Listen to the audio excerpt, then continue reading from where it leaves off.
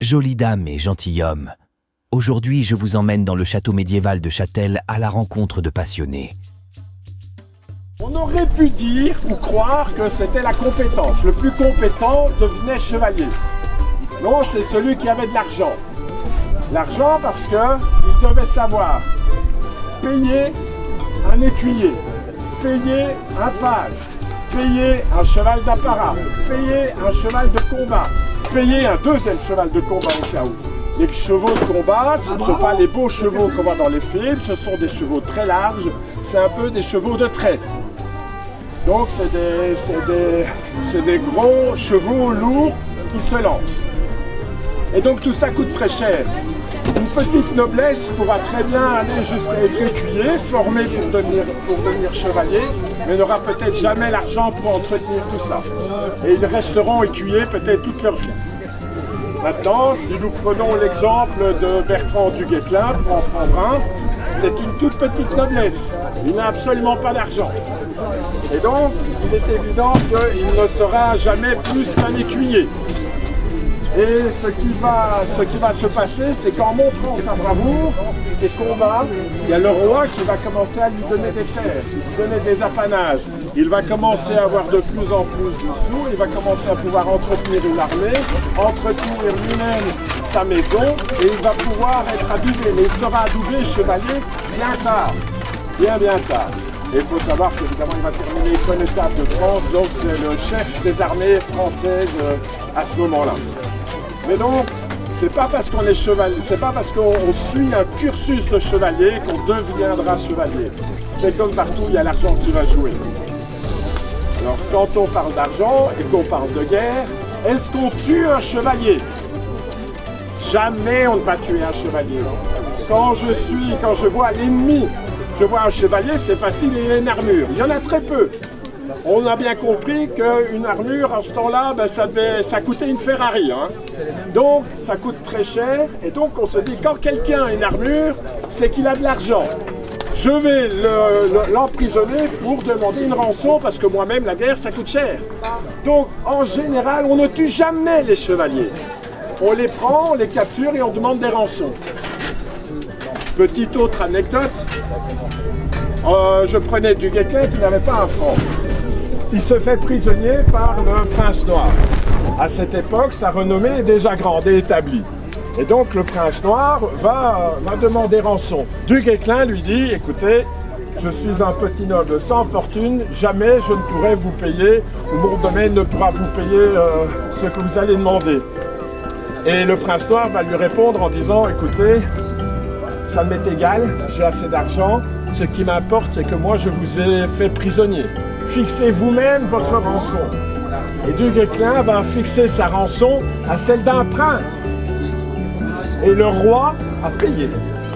Le roi a payé cette rançon parce qu'il voulait retrouver son chevalier valeureux et performant sur le terrain. Donc, il faut savoir que finalement, on part au départ d'une guerre où c'est entre vassaux, suzerains, où on se bat, on se dit qu'on a des droits et des devoirs. Moi, je suis un vassal, je dois 40 jours de service militaire à mon suzerain. Ça veut dire que si la guerre dure plus de 40 jours, je stop, je m'en vais, je rentre. Pourquoi? Parce qu'il y a des foins à faire. Et donc, le roi n'appelle pas tous ces gens en même temps. Et puis, finalement, on va trouver que ça fait un peu désordre. On va faire appel à des mercenaires. Non seulement on les a plus longtemps, mais des mercenaires, on va essayer de trouver des soldats professionnels. Par exemple, les arbalétriers génois sont des experts de l'arbalète. Il n'y en a pas en France, on va les payer. Et c'est comme ça que finalement, cette guerre en chevalerie va être de plus en plus une guerre d'argent et de se dire c'est un moyen de m'enrichir, de capturer des nobles, des chevaliers, voire même on pourrait capturer quelques soldats, les revendre à son sergent qui lui-même va les revendre à son capitaine qui lui-même va aller les revendre. Donc ça devient finalement un marchand. Et donc la guerre, c'est une manière de se dire, est-ce que c'est pas le moyen de devenir riche rapidement? Mais bon, avec certains risques.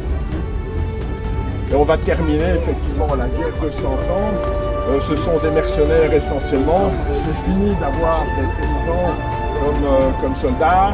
Et on va même arriver sous Charles VII, qui va commencer à créer une armée nationale. Même en temps de paix.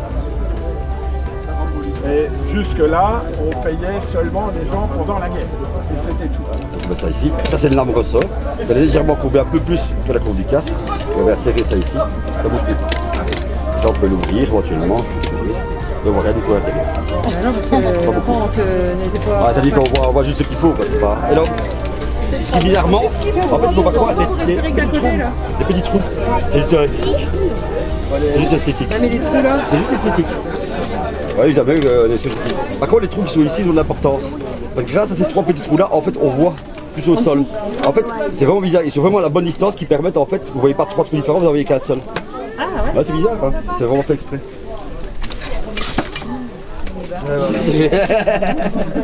Justement, mais c'est important justement d'avoir le mésaille mobile, parce qu'au départ on a le casque, un bol, puis on rajoute protection nasale, puis éventuellement la nuque, puis on referme. Voilà, et une fois que le casque est vraiment parfait, blindé, on étouffe dedans. Donc il faut encore plusieurs années pour développer quelque chose qui s'ouvre. Parce qu'il faut y penser, et il faut le technicien qui sait le faire. Et alors, qu'est-ce qu'on ouvre le plus souvent chez vous? Une porte. Donc les premiers homes avec une vie. À la base, je suis pas chirurgien, je suis barbier.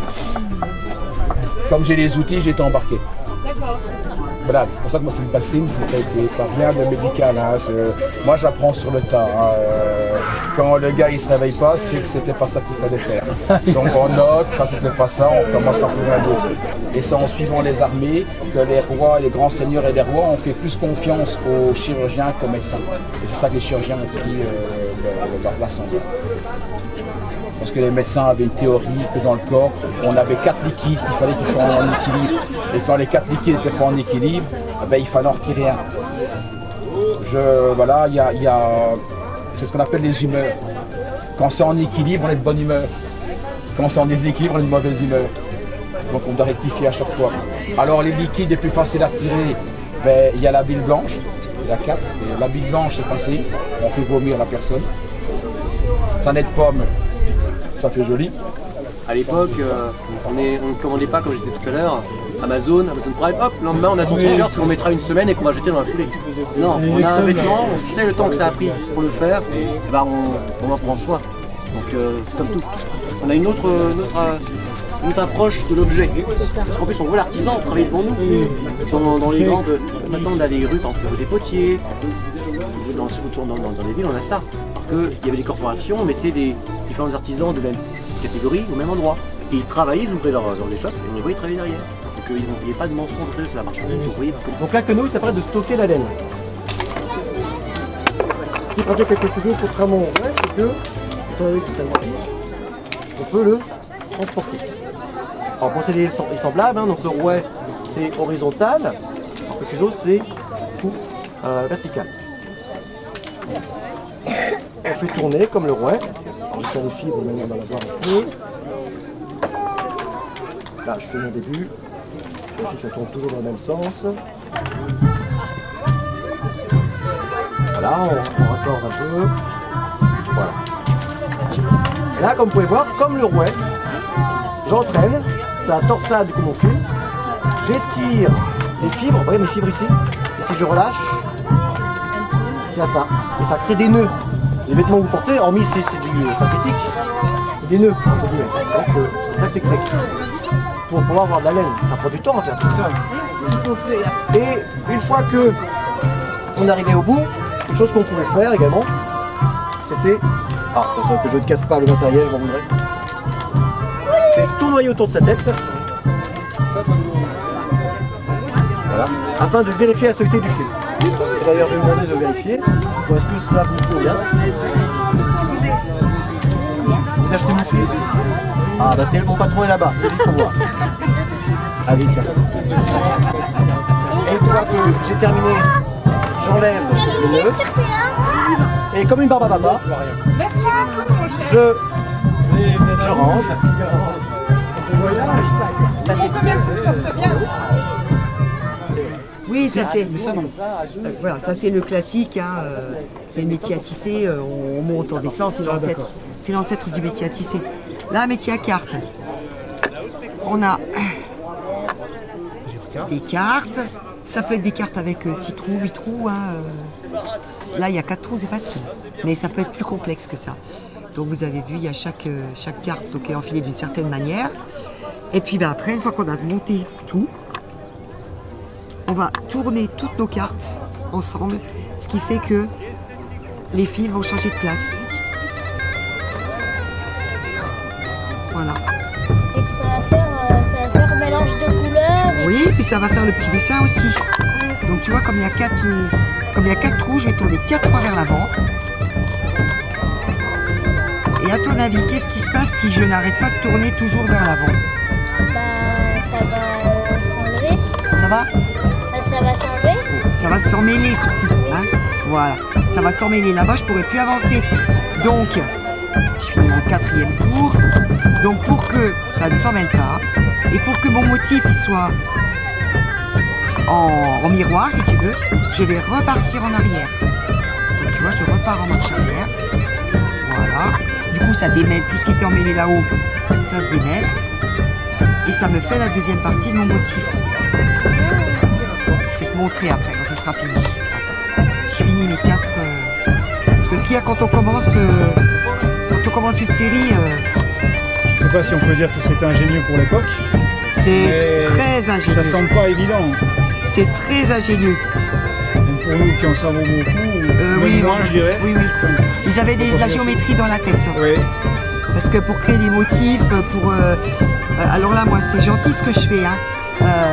Je tourne toujours dans le même sens.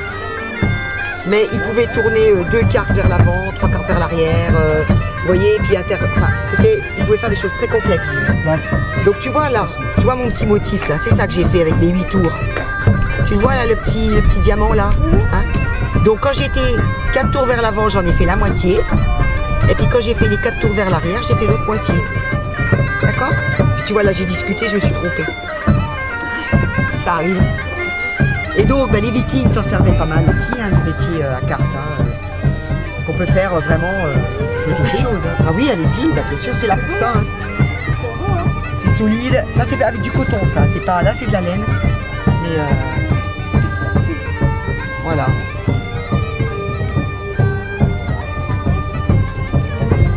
Tiens, celui-là qui a des jolies couleurs. Voilà. Donc ça, ça a été fait sur des camps, hein, comme ça. Donc au XIIIe siècle, on est au XIIIe siècle, Grande Fort de Champagne, on se sert toujours du métier à carte, mais on tisse vraiment des choses toutes fines, des petits galons, de la soie, alors qu'au temps des Celtes, des Vikings, on s'en servait vraiment pour beaucoup de choses. Les ceintures, les décorations de vêtements, les anses de sac. On pouvait, imaginons qu'on mette beaucoup plus de cartes.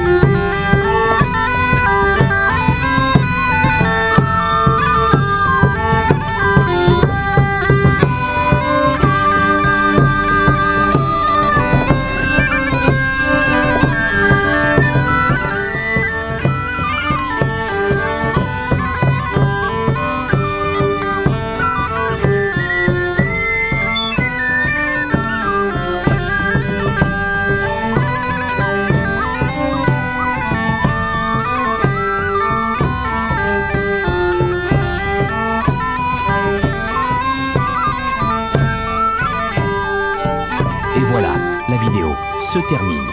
Merci aux participants pour cette magnifique journée. Merci d'avoir regardé la vidéo et pensez à vous abonner pour que la chaîne puisse émerger. À bientôt. James Imerkan.